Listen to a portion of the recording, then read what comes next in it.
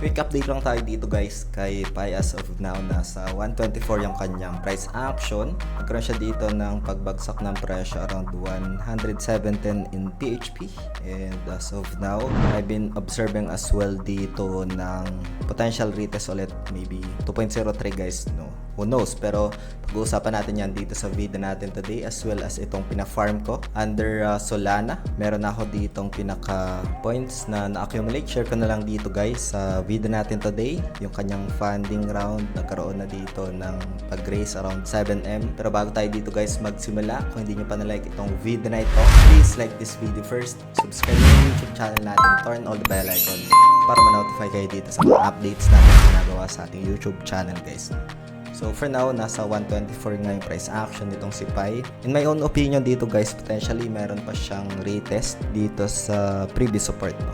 Na kung saan I would say around 2.02, no? If ever man na mag-continuation itong price action sa downside sa mini chart, no? As per observation din dito sa RSI ay pointing to the potential oversold territory if ever man na mag-30 ito. Just like what happened dito after na tamaan niya tong zone na ito, nagkaroon ng pagbagsak ng presyo tapos nag-bounce sa area na yan guys, no? As well as dun sa mga nagtatanong, again guys, itong video natin today is just for ideas lang, for reference. It does not qualify as an investment or financial advice. Hope you get some insights dito. And I'm just sharing my experience dito, and as mentioned, this is not financial advice.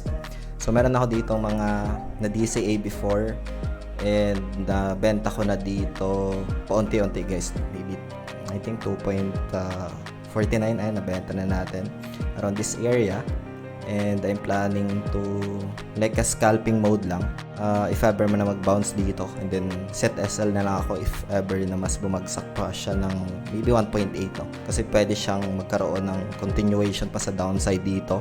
Ang kanyang pinaka base support dito is yung previous size, no, around 1.68 territory itong zone na ito. Pero for now, mini chart, ito yung mga tinitingnan ko na probabilities dito for Pi, no. So we'll see in the next coming hours dito sa price action ni Pi.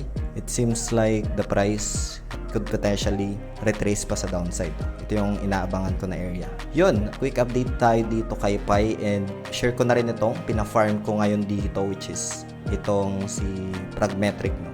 Dito makikita nyo, like once na mapuntahan nyo tong official link naman, is ilalay ko na lang sa description ng video na ito para mapuntahan nyo, and para na rin makaiwas sa mga phishing links online, no? So once na mapuntahan nyo ito, meron ditong restake now na bottom upper right. If ever na hindi lumabas dyan, andyan lang sa display, no? And then once na maselect natin yung restake now, again guys, medyo risky din ito, pero high probability ng airdrop na, just like what happened kay Juke. So yun yung mga pina-farm natin before under Solana ecosystem. And then dito guys, merong option sa pinakababa, no? Like Connect Wallet. Ang gamit ko lang dito is like burner wallet lang for airdrop purposes. So Connect Wallet ko lang ito. Tapos may option pa dito. Pwede naman ito guys gamitin, no? Pero ito yung gamit natin for the text, no? And then dito guys, merong I think 0.1 sol, no? And then after that, restake lang, and then confirm. Magkakaroon ka dito ng frag sol, no? That's the time na lilipat ka dito kay RateX. Yung mga official link naman na ito guys, lalay ko na lang sa description ng video na to para mapuntahan nyo, no? So after that, punta ka lang dito sa may points, no? Dito sa taas. So select mo lang itong points, and then hanapin lang natin dito itong frag sol na ito. So if wala dito sa unang option, pwede mo makita dito sa pangalawa, no? And then i-favorites ko lang ito, and then select, and then provide liquidity, and then meron tayo itong pinaka frag sol na ginawa natin doon sa Pragmetric, ito, and add liquidity lang ako dito, and then confirm lang, no? So right now meron ako ditong pinaka points as of now, nasa 663.64k yung pinaka points ko dito as of now. So ganun lang siya guys na gagawin dito, and I'm waiting for a potential airdrop dito. Upon observation dito, meron nga siyang funding na ginawa, no, from different venture capital, nakapag-raise ng 7M, and potential airdrop, guys. Again, yung airdrop is purely speculative and as a guarantee, we'll see. Just like what happened for